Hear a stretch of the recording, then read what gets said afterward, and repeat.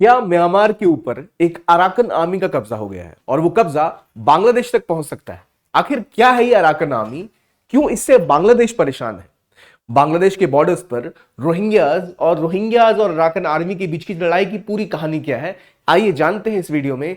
Welcome to only IAS. सबसे पहले जानिए न्यूज क्या है। न्यूज ये है कि म्यांमार की हुंता हुंता मतलब वहां की मिलिट्री ही उस देश के ऊपर कंट्रोल रखती है। जो म्यांमार का पूरा देश है उसके ऊपर किसी का कंट्रोल है तो वहां की मिलिट्री का है, तो उसको कहते हैं हुंता। पूरे म्यांमार पर उनकी मिलिट्री का रूल काफी सालों से रहा है। बीच में कुछ दिन बाद डेमोक्रेसी आई पर फिर मिलिट्री ने अपना कब्जा जमा लिया। इस हुंता को लगातार कई ग्रुप से विद्रोह झेलना पड़ता है और उन विद्रोहों में अलग अलग एरियाज की अलग अलग मिलिटेंट ग्रुप्स हैं। क्योंकि यहां अलग अलग एथनिक लोग भी रहते हैं तो विवाद बढ़ता जाता है। और उन्हीं में से एक ग्रुप का नाम है अराकन आर्मी। उसने म्यांमार का वो हिस्सा जिसका बाउंड्री बांग्लादेश से लगता है, वहां पर एक इंपॉर्टेंट शहर है मांगदौ। मांगदौ के ऊपर कब्जा कर लिया है। अब मांगदौ के पास एक छोटी सी रिवर बहती है। इस रिवर के इधर फिर बांग्लादेश है।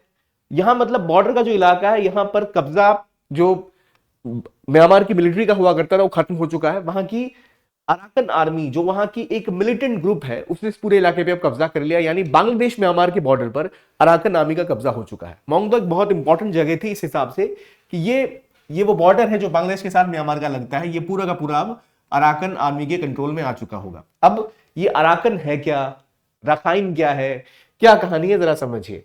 सबसे पहले आपको जानना होगा म्यांमार की ज्योग्राफी को। ये आपको म्यांमार दिख रहा है, यहां अलग अलग हिस्से हैं।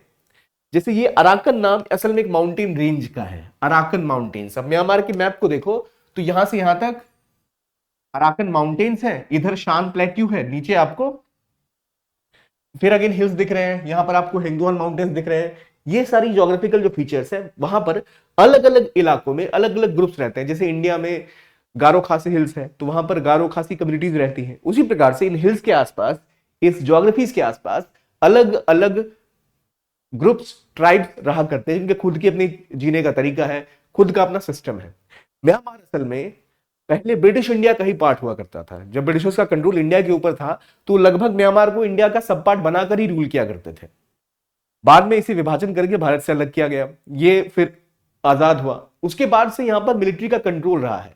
लेकिन हमेशा यहां प्रॉब्लम यही रही है कि जब भी मिलिट्री ने कंट्रोल करने की कोशिश की है तो उनको पूरा कंट्रोल हर जगह नहीं रहा। अलग अलग एरियाज में अलग अलग मिलिटेंट ग्रुप हमेशा एक्टिव रहे हैं, खासतौर पे शान प्लेट्यू में और आपके अराकन माउंटेन रेंज में। अब जो अराकन का इलाका आप देख रहे हो, ये आप गौर करो, इंडिया और बांग्लादेश के बॉर्डर के पास लगता है, ठीक है।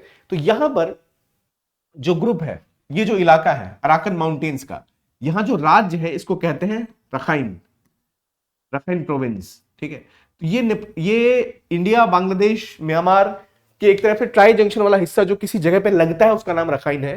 तो ये पूरा रखाइन का इलाका है, राज्य रखाइन कहलाता है ये, जहां अराकन माउंटेन वाला इलाका है। तो इस प्रोविंस में, रखाइन में, बहुत सारे रोहिंग्याज भी रहते हैं जो एक माइनॉरिटीज में है लेकिन रहते हैं 1 मिलियन के आसपास। रोहिंग्याज मतलब वो लोग जो एथनिकली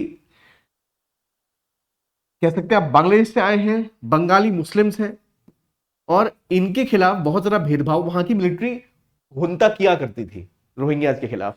रोहिंग्याज कहां रहते हैं? इस रखाइन प्रोविंस में। मैं आपको एक और मैप में दिखाता हूं, यहां आपको क्लियर दिखेगा, ये रखाइन प्रोविंस है। यहीं पर आपके रोहिंग्याज रहा करते थे। रोहिंग्याज माइनॉरिटी में थे। ज्यादा ग्रुप जो है एक्टिव है वो है बुद्धिस्ट ग्रुप्स। बुद्धिस्ट और रोहिंग्याज दोनों यहां रहा करते थे। जो यहाँ की मिलिट्री हुंता है, उन्होंने कहा कि रोहिंग्याज एक तो पहले म्यांमारीज नहीं है, उनको हम नागरिकता नहीं देंगे। यहां पर उनके साथ एक विद्रोह की स्थिति हमेशा बनी रहती थी, तो काफी ज्यादा इनके साथ प्रताड़ना की गई, इनको निकालने की कोशिश की गई, ठीक है। ये एक अलग मुद्दा चल रहा है वहां की माइनॉरिटी रोहिंग्याज के साथ। लेकिन आपको पता है ना, अलग अलग रीजन में अलग अलग ग्रुप्स के लोग हैं, तो हर जगह एक तरह की आर्मी खड़ी है। रोहिंग्या रखाइन में रहते थे। रखाइन में एक आर्मी हुआ करती थी, अराकन आर्मी। पहले ये किसी और ग्रुप के नाम से एक्टिव थी। जिस अराकन आर्मी का नाम आज हम सुन रहे हैं, ये 2009 में खड़ी हुई कि अराकन प्रोविंस को हम, ये जो रखाइन का प्रोविंस है, जो अराकन इलाका है, इसको हम ऑटोनॉमी दिलाएंगे मिलिट्री हुंता से, हमारी जो डिमांड्स है उसको वो पूरा करेंगे। तो यहां अलग अलग एथनिसिटी के लोग रहते हैं इस पूरे रीजन में। यहां आपको रोहिंग्यास और जो रखाइन का स्टेट है, यहां पर आपको वो लोग दिख रहे हैं। इधर आप देखो ऊपर की तरफ तो आपको दिखेगा शान प्रोविंस, करेन, चिन प्रोविंस, अलग अलग इलाकों में अलग अलग लोग रहते हैं। जैसे ये चिन का इलाका है, ठीक है।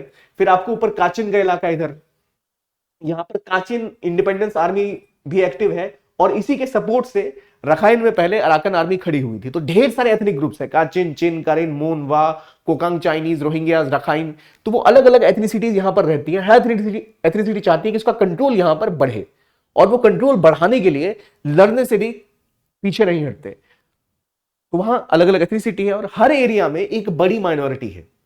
अगर हम शान में देखें तो यहां पर थाई ग्रुप्स हैं जिनकी माइनॉरिटी है, और इसके अलावा अगर आप कैरन प्रोविंस में देखें तो यहां पर क्रिश्चियन है।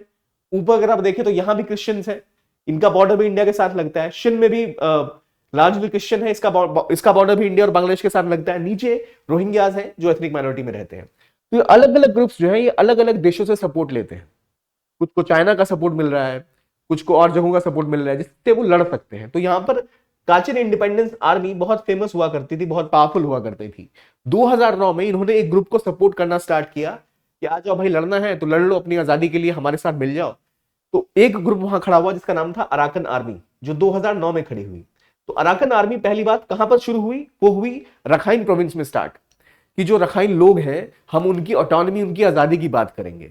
ठीक है, अब रखाइन इलाके में आपको पता है रोहिंग्यास भी रहा करते थे, जिनके साथ वहां का स्टेट बहुत ज्यादा जुल्म किया करता था। रखाइन के लोगों के साथ भी जुल्म होता था। यहां पर बहुत से रिसोर्सेस थे लेकिन वो वहां के लोगों को नहीं मिल पाते थे।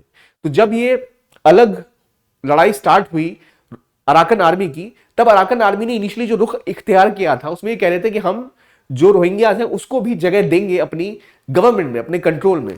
तो इस इलाके में कह रहे थे कि रखाइन का जो इलाका है यहां पर उनको भी हम सपोर्ट करेंगे, उनको भी पार्ट बनाएंगे। इसलिए अराकन आर्मी में भी एक समय तक काफी रोहिंग्यास लड़ा करते थे, ज्यादा नहीं पर कुछ रोहिंग्यास तो लड़ते ही लड़ते थे। अब रोहिंग्यास यहां रखाइन स्टेट में रहते हैं। जब इनको भगाया गया, इन्होंने भागना स्टार्ट किया यहां से क्योंकि मिलिट्री जनता उनके ऊपर हमले कर रही थी, तो वो भागकर यहां बांग्लादेश में आकर स्टैब्लिश हुए। खासतौर पर इस जगह का नाम है कॉक्सिस बाजार। कॉक्सिस बाजार में सबसे बड़ा रेफ्यूजी कैंप अभी इन टर्म्स ऑफ नंबर कोई चल रहा है तो कॉक्सिस बाजार बांग्लादेश में चल रहा है, जो रोहिंग्यास का अड्डा है, जहां रोहिंग्यास को बसाया गया। और बात ये की गई कि बाद में जब म्यांमार की स्थिति अच्छी हो जाएगी तो ये रोहिंग्यास वापस चले जाएंगे। याद रखिए, मिलिट्री हुंटा इनके खिलाफ हमले कर रही थी, प्लस उनकी लड़ाई अराकन आर्मी से भी चल रही थी, यानी दोनों का सेम दुश्मन था। तो अराकन आर्मी ने कुछ रोहिंग्यास को भी अपने यहां एनलिस्ट किया कि हाँ भाई देख लेंगे। वो चल रही थी लड़ाई, उन्होंने कहा ओके ऑल राइट, ये युद्ध में ये भी भाग लेते गए। लेकिन फिर कुछ समय बाद जो अराकन आर्मी है उसने अपना रुख बदल लिया। अराकन आर्मी में आज जो अराकन आर्मी 25-30 लड़ाकों के साथ शुरू हुई थी काचिन इंडिपेंडेंस आर्मी के साथ, उसका स्वरूप आज इतना बड़ा हो चुका है कि वहां 30 से 35 हजार, इवन 40,000 कुछ लोगों के एस्टिमेट से है, कुछ के हिसाब से 25,000, इतने सारे सोल्जर्स उनके पास हैं जो लड़ने में सक्षम है। और उन्होंने लगभग पूरे रखाइन स्टेट के ऊपर एक तरह से अपना कब्जा जमा लिया है। और खास तौर पर म्यांमार आर्मी, मिलिट्री हुंटा जो वहां की है, उसको बांग्लादेश की बॉर्डर फोर्सेस के साथ थोड़ा उनका कोलैबोरेशन था कि भाई यहां पर हम रहेंगे, आप यहां पर रूल करो और आप हमारे साथ रिश्तों को बेहतर रखो। लेकिन वहां जो गार्ड फोर्सेस बांग्लादेश की थी वो भी अब पीछे हट गई क्योंकि उनको दिख गया कि यहां पर अराकन आर्मी काफी तेजी के साथ अंदर की तरफ आ रही है।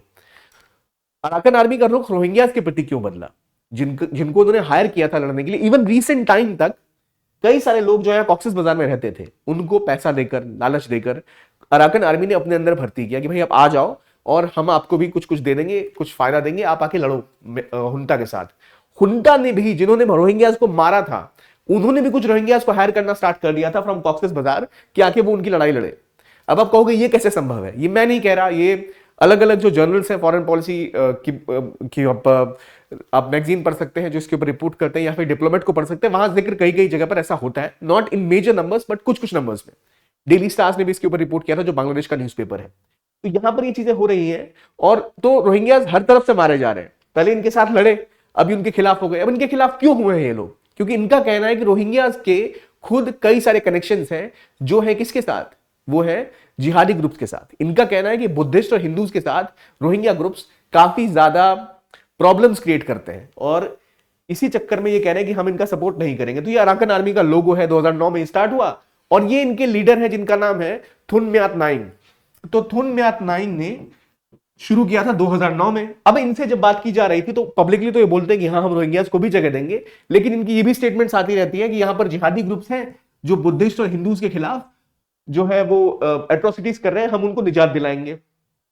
अब अराकन आर्मी ये कहां पे कह रही है वो ऐसा हो रहा है? वो कह रही है कॉक्सिस बाजार और बांग्लादेश म्यांमार के बॉर्डर पर। तो इन्होंने कहा है कि जो जिहादी ग्रुप्स है, जैसे इनका कहना है कि इन्होंने अपनी अपनी आर्मी बनाई है अराकन रोहिंग्या सैल्वेशन आर्मी, अब अराकन रोहिंग्या सैल्वेशन आर्मी और कई रोहिंग्या आर्मी जैसे नाम के ग्रुप भी कॉक्सेस बाजार से और बांग्लादेश से ऑपरेट कर रहे हैं रोहिंग्यास की, जिनके कनेक्शन जमात उद दवा जैसे ग्रुप्स के साथ है। और पहले भी जो रिफ्यूजी कैंप रोहिंग्यास के रहे हैं, इनके कनेक्शन कहीं ना कहीं देखे गए हैं कुछ जिहादी ग्रुप्स के साथ या कुछ ऐसे ग्रुप्स के साथ जो कंजर्वेटिव एक्सट्रीमिस्ट ग्रुप्स हैं। हालांकि सारे रोहिंग्यास इसके पार्ट नहीं है, पर कुछ कुछ जगह कुछ कुछ ग्रुप्स उनके इनके साथ कनेक्शंस में इन्वॉल्व देखे गए हैं। इसी बात से वो परेशान है और इसी बात को लेकर इन्होंने कहा है कि भाई हम भी नहीं छोड़ेंगे। इन्होंने भी रोहिंग्यास के खिलाफ हमला करना कम नहीं किया, ये भी कुछ हिस्सों पर रोहिंग्यास के खिलाफ खड़े हैं। तो अराकन आर्मी किसकी है? मेजरली जो रखाइन प्रोविंस वाली बात कर रही है, ये जो अराकन रोहिंग्या सैल्वेशन आर्मी है, ये रोहिंग्यास वाली आर्मी है जो अभी बांग्लादेश के अंदर से जो कॉक्सेस बाजार है वहां से ऑपरेट कर रही है। तो इनका कॉन्फ्लिक्ट इसलिए बढ़ गया क्योंकि इनको लगने लग गया कि इनको जो अपना इंटरेस्ट पूरा करना है, जब इस इलाके को जीत चुके हैं तो ये चाहते हैं कि जो इनका कंट्रोल है वही रहे रखाइन के रीजन के ऊपर, और ये भी मानते हैं कि रोहिंग्यास को हम जगह नहीं देंगे क्योंकि अब इनके पास लगभग रखाइन का कंट्रोल आ चुका है। अच्छी बात है, लेकिन भारत के क्या स्टेक्स है? अब देखिए, बांग्लादेश के लिए दिक्कत यह है कि ये जो रखाइन का इलाका है ना, जहां ये अभी लड़ रहे हैं, ये रिवर आपको दिख रही है, यहां पर बह रही है ये रिवर, नाफ रिवर। ये रिवर एक तरह से बाउंड्री सी है, ये मोंगदो है म्यांमार का इलाका, इसके ऊपर कंट्रोल आ चुका है अराकन आर्मी का। अब अराकन आर्मी जो यहां पर एक्टिव है, इसको पैसे और हथियार कहां से मिलते हैं? तो देखिए, म्यांमार का जो रीजन है ना, यहां आप देखोगे तो यहां रीजन में गोल्डन ट्रायंगल फॉर्म करता है। गोल्डन ट्रायंगल ऐसा ट्रायंगल नहीं जिसमें सोना उगता है, गोल्डन ट्रायंगल वो है जहां पर अफीम की खेती होती है। बहुत ज्यादा अफीम और ड्रग्स यहां पर मैन्युफैक्चर किया जाता है, इवन कुछ को केमिकली भी डेवलप किया जाता है और फिर यहां से बाकी देशों में एक्सपोर्ट किया जाता है। इलिसिट ड्रग कार्टेल यहां बहुत बड़ा है, दुनिया का सबसे बड़ा में से एक वो म्यांमार में ही है। तो उसको बेच के बहुत सारे पैसे आते हैं, उस पैसे से ये लोग हथियार और लड़ाइयों की सामग्री खरीदते हैं। तो इनके पास पैसा है और इनको यहां लोकल सपोर्ट भी मिल रहा है। तो बांग्लादेश की चिंता यह है कि भाई अगर ये नाफ रिवर को क्रॉस करके इधर आ गए और इस हिस्से पे कब्जा कर लिया तो ये पूरा का पूरा हिस्सा ही कि इनके हाथ से न चला जाए। यहां पर एक छोटा सा आइलैंड और है, सेंट मार्टिन। अगर आप देखें तो यहां आपको सेंट मार्टिन आइलैंड दिख रहा होगा। यही वो आइलैंड है जिसके बारे में शेख हसीना ने कहा था पहले कि अमेरिका चाहता है कि यहां उनकी एक मिलिट्री बेस हो और शायद वो बांग्लादेश को तोड़ने की कोशिश ना करने लग जाए।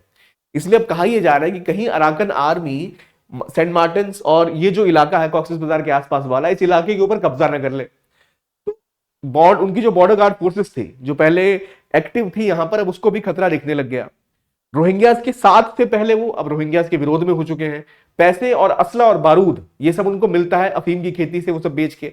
लेकिन एक और इंपॉर्टेंट चीज है, अराकन आर्मी सिर्फ बांग्लादेश के लिए सरदर्द नहीं है, वो भारत के लिए भी सरदर्द है। भारत के लिए कैसे सरदर्द है? देखिए, भारत ने कई सारे प्रोजेक्ट्स प्लान किए थे, जैसे कालादान मल्टी मोडाल प्रोजेक्ट जो इंडिया ने नॉर्थ ईस्ट को कनेक्ट करने के लिए किया था कि कोलकाता से आप शिप से यहां सितवे जाएंगे, सितवे पोर्ट भारत ने डेवलप किया था, फिर यहां से आप पलटवा जाके जोरिमपुर जाके आइजवाल तक पहुंच सकते हैं। तो ये पूरा कॉरिडोर डेवलप किया जा रहा था ताकि नॉर्थ ईस्ट के पास एक्स्ट्रा कनेक्टिविटी हो, हम म्यांमार के साथ और चीजें डेवलप करें। सितवे पोर्ट पे हमने बहुत सारी इन्वेस्टमेंट की है। इसके अलावा हम एक India Myanmar Thailand trilateral highway develop कर चुके हैं। ये सभी चीजें जहां से पास होती हैं वो जगह आज एक तरह से अराकन आर्मी के कंट्रोल में है। तो अराकन आर्मी का कंट्रोल बढ़ने की वजह से यहां पर लगातार जो सिविल वॉर हो रही थी, इसकी वजह से हमारा कालादान मल्टी मोडाल प्रोजेक्ट भी इंपैक्ट हो रहा है। और ठीक ऐसा ही हो रहा है हमारे ट्राइलेटरल हाईवे के साथ भी, कि वो भी जिन इलाकों से गुजर रहा है वहां पे मिलिटेंट्स का कंट्रोल है, तो सेफ्टी का कंसर्न बढ़ जाता है।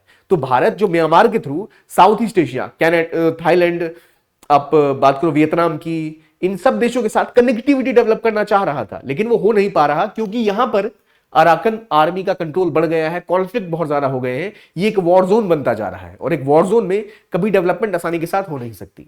यहां चाइना का कनेक्शन ये देखा जा रहा है कि शायद कहीं ना कहीं अराकन आर्मी की कुछ फंडिंग शायद चाइना ना कर रहा हो। अब चाइना एक ऐसा देश है जो यहां पर अपनी पार्टियां बदलता रहा है।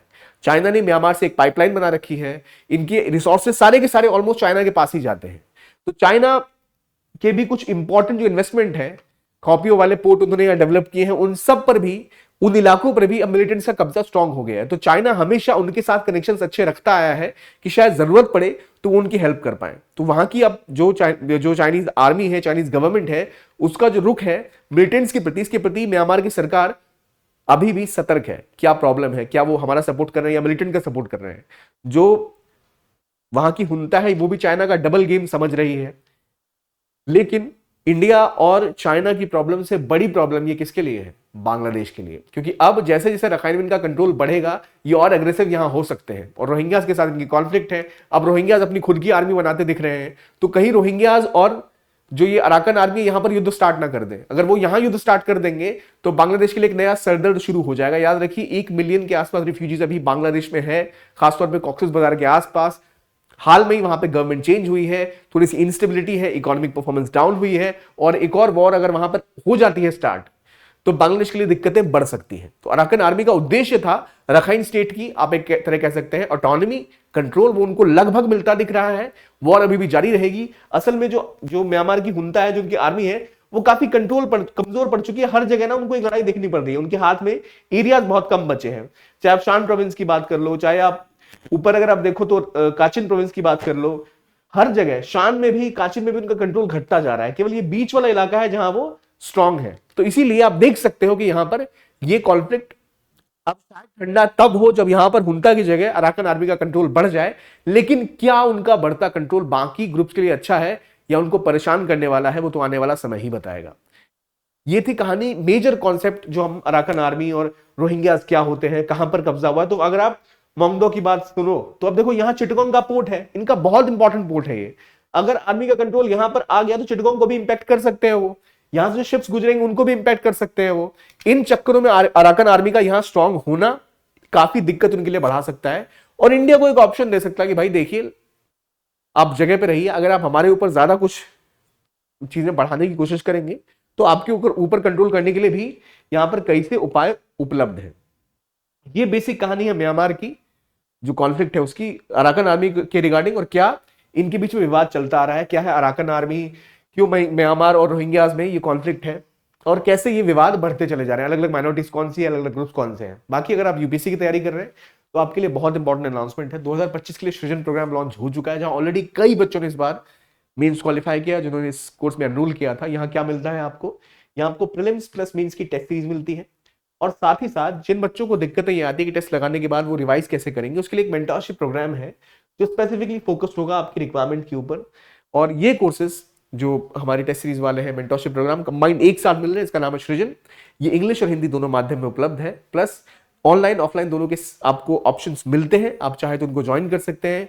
वीडियो के डिस्क्रिप्शन बॉक्स में आपको लिंक मिल जाएगा, आप इस फोन नंबर पर कॉल कर सकते हैं। कोर्सेज 11,800 रुपए से स्टार्ट हो रहे हैं, और इनमें ऑप्शन ये है कि आपको वीकली टेस्ट मिलेंगे, डेली एमसीक्यू मेंस की प्रैक्टिस होगी, sessional full length test provide किए जाएंगे, और पर्सनलाइज्ड मेंटरशिप की अगर आप कहीं फंस रहे हैं, कोई चीजें नहीं समझ पा रहे हैं, तो उन सब का रिजोल्यूशन आपको यहां से प्रोवाइड किया जाएगा।